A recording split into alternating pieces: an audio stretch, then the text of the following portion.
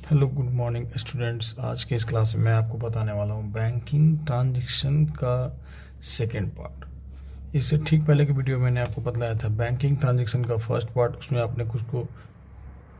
आपने कुछ basic entries देखा था और इस सेकेंड पार्ट में मैं उसके बाकी के बचे हुए एंट्रीज को समझाने वाला हूँ।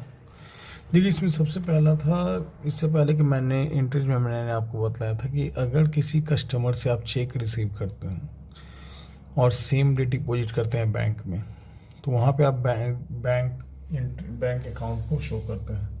तो यहाँ पे भी सेम उसी टाइप का ट्रांजैक्शन, लेकिन उसके अलावा एक एडिशनल हमने यहाँ ऐड किया है। अगर आप कस्टमर से चेक ले रहे हैं और साथ ही आप कस्टमर को कुछ डिस्काउंट अलाउ कर रहे हैं, तो एंट्रीज में थोड़ा सा डिफरेंस सिर्फ डिस्काउंट से है। यानी यहाँ एक ट्रांजैक्शन देख सकते हैं, check receive from a customer से आपने चेक रिसीव किया, उसके अलावा आपने उसे डिस्काउंट दिया और उस चेक को आपने सेम डे डिपॉजिट किया है बैंक में। तो यहाँ अगर डिस्काउंट नहीं होता तो यहाँ सिर्फ दो अकाउंट आते, एक बैंक और एक कस्टमर। लेकिन यहाँ पे हम कस्टमर को डिस्काउंट अलाउ कर रहे हैं, तो डिस्काउंट हमारे लिए क्या है, एज ए एक्सपेंस है। तो इसके लिए एंट्री आपका एक डिस्काउंट अकाउंट आ रहा है।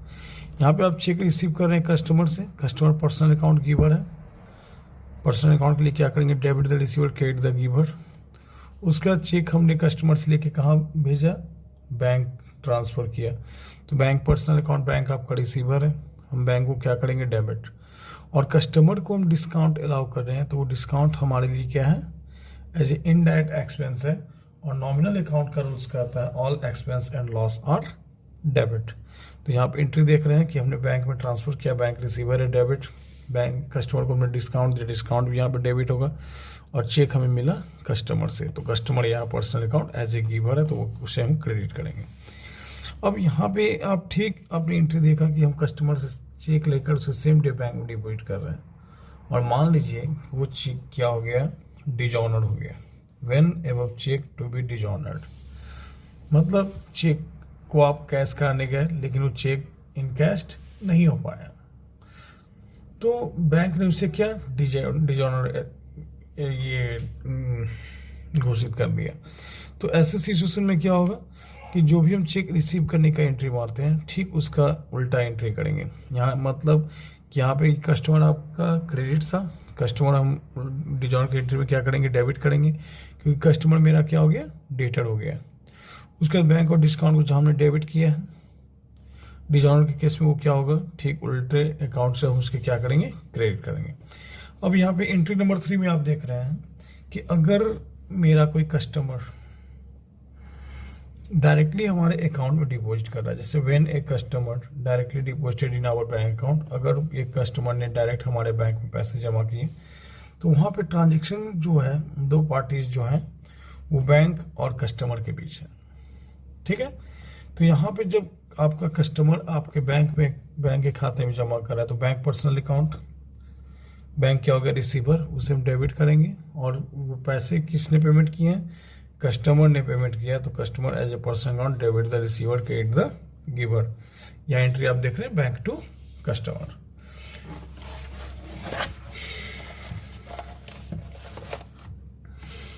तो नेक्स्ट एंट्री आप देख रहे हैं, when any types of charges. अगर मान लीजिए कि बैंक से आप जो भी ट्रांजेक्शन करते हैं, तो बैंक उन सभी चार्जेस, उन सभी सर्विसेज का एक अमाउंट चार्ज करता है, जो कि आप कैश के रूप में नहीं चार्ज करके वो आपके बैंक के अकाउंट से ही वो उसकी आपके बैंक के अकाउंट से वो काट लेता है वो चार्जेस। तो चार्जेस आपके लिए क्या है, नॉमिनल अकाउंट आपके लिए एक्सपेंस है, आप उसे डेबिट करेंगे। और बैंक को आप कैश नहीं पे करके, बैंक डायरेक्टली इनडायरेक्टली आपके अकाउंट से वो विड्रॉ कर रहा है, तो वहाँ पे गिवर भी खुद कौन होगा, बैंक होगा। Bank personal account, debit the receiver credit the giver. तो यहाँ देख रहे हैं बैंक जो भी चार्जेस काटती है वो आपके लिए एक्सपेंस होता है और आप उसे डेबिट करते हैं, और बैंक आपके खाते से काटती है, इसलिए बैंक वहाँ गिवर होता है। अब यहाँ पे देखिए, यहाँ पे क्या है कि अगर मान लीजिए कि बैंक के आपके खाते में अमाउंट जो क्रेडिट है और बैंक आपको उस खाते पे क्या दे रही है, इंटरेस्ट दे रही है, तो बैंक कभी भी इंटरेस्ट आपको इन कैश तो देगी नहीं, वो डायरेक्ट आपके बैंक के अकाउंट में ट्रांसफ़र करेगी, इसलिए यहाँ पे एक बैंक अकाउंट आएगा। और इंटरेस्ट आपको बैंक दे रही है, वो इंटरेस्ट आपके लिए क्या है, इनडायरेक्ट इनकम है। और नॉमिनल अकाउंट इनकम को क्या करता है, क्रेडिट करता है। तो यहाँ पे आप देख रहे हैं on allowing interest on credit balance by the bank. अगर बैंक आपके क्रेडिट बैलेंस पे आपको इंटरेस्ट दे रही है तो इंटरेस्ट आपके लिए इनकम होगा। Nominal account all income and gains are credit. और बैंक आपके हैंड टू हैंड नहीं ट्रांसफर के आपके अकाउंट में ट्रांसफर कर रही है, तो वहाँ रिसीवर खुद कौन को होगा, बैंक होगा। और personal account debit the receiver entry हो गया बैंक टू इंटरेस्ट। अब यहाँ पे ठीक इसका उल्टा एंट्री है कि मान लीजिए कि आपका बैंक में क्रेडिट बैलेंस की जगह डेबिट बैलेंस है, मतलब कि आपने बैंक से उल्टा आपने ज़्यादा उधार पैसा ले रखा है, तो उसके बिहाफ में आप बैंक को क्या पे करेंगे, इंटरेस्ट पे करेंगे। ठीक ऊपर वाली एंट्री में आप देख रहे हैं कि बैंक के क्रेडिट बैलेंस के केस में बैंक आपको इंटरेस्ट दे रही है, मतलब कि बैंक में अगर आपका पॉजिटिव बैलेंस है, क्रेडिट बैलेंस है और बैंक आपको इंटरेस्ट दे रही है। लेकिन यहाँ इस एंट्री में बैंक का क्रेडिट बैलेंस नहीं होके, अगर मान लीजिए बैंक में अगर आपका डेबिट बैलेंस है, मतलब कि आपने बैंक से उधार ले रखा है, लोन के रूप में ले रखा है या किसी भी व्यू से आपने उधार ले रखा है, तो बैंक आपसे इंटरेस्ट लेती है। तो यहाँ पे इंटरेस्ट आपके लिए क्या होगा, खर्च होगा। नॉमिनल अकाउंट क्या करता है, all expense and losses are debit. और जब आप उसे पे नहीं करेंगे या उसके अगेंस्ट वो सिर्फ चार्ज कर रहा है, तो वहाँ पे आपका बैंक क्या हो जाएगा, क्रेडिट हो जाएगा। पर्सनल अकाउंट क्रेडिट, एंट्री क्या हुआ, इंटरेस्ट टू बैंक। अब नेक्स्ट आप यहाँ देख रहे हैं for taking loan from the bank. अगर मान लीजिए कि बैंक से आपने लोन लिया, देखिए पहले के टाइम में क्या होता था कि बैंक आपको as a direct cash amount के रूप में आपको लोन देती थी। लेकिन आज के टाइम में अगर आप किसी बैंक में लोन अमाउंट के लिए एप्लीकेशन करते हैं, तो बैंक सबसे पहले आपका एक क्रेडिट अकाउंट खोलते हैं,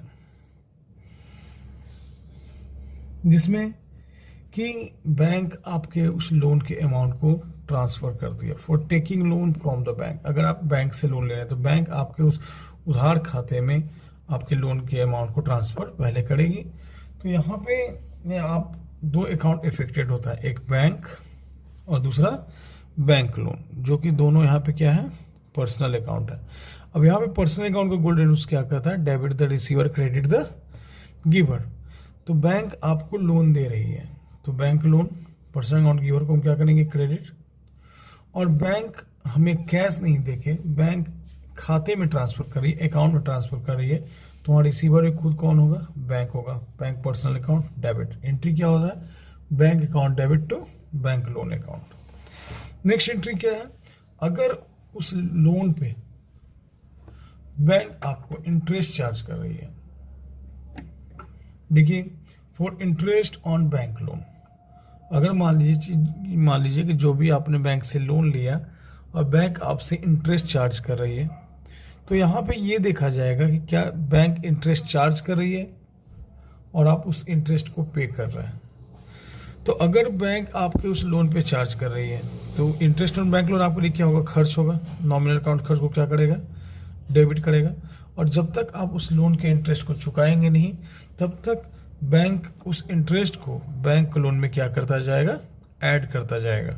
पर्सनल अकाउंट बैंक आपसे इसमें क्या होगा, बैंक उसको क्या करेगा, बैंक लोन में ऐड करेगा और बैंक लोन के अमाउंट को, बैलेंस को बढ़ाएगा, क्रेडिट करेगा। एंट्री क्या होगा, interest on bank loan to bank loan. अब यहाँ पे क्या कर रहा है, if the interest on bank loan to be paid, यहाँ पे आप देख रहे हैं कि बैंक लोन पे इंटरेस्ट चार्ज कर रही है, और यहाँ पे आप देख रहे हैं कि बैंक लोन पे इंटरेस्ट चार्ज कर रही है और अकाउंट होल्डर जो है उस इंटरेस्ट को क्या कर रहा है, पे कर रहा है। तो जैसे ही उस लोन पे इंटरेस्ट को अकाउंट होल्डर पे करेगा, या तो वो कैश के रूप में पे करेगा या फिर चेक के रूप में पे करेगा। तो अगर कैश के रूप में पेमेंट करे या चेक के रूप में पेमेंट करे, interest on bank loan account holder के लिए क्या है, एक्सपेंस है। Nominal account all expense and loss are debit, और यहाँ हम इंटरेस्ट ऑन बैंक लोन को क्या करेंगे, डेबिट करेंगे। अगर आप उस इंटरेस्ट को अगर आप कैश के रूप में पे कर रहे हैं तो यहाँ पर कैश होगा। Real account debit wards comes in, credit wards goes out.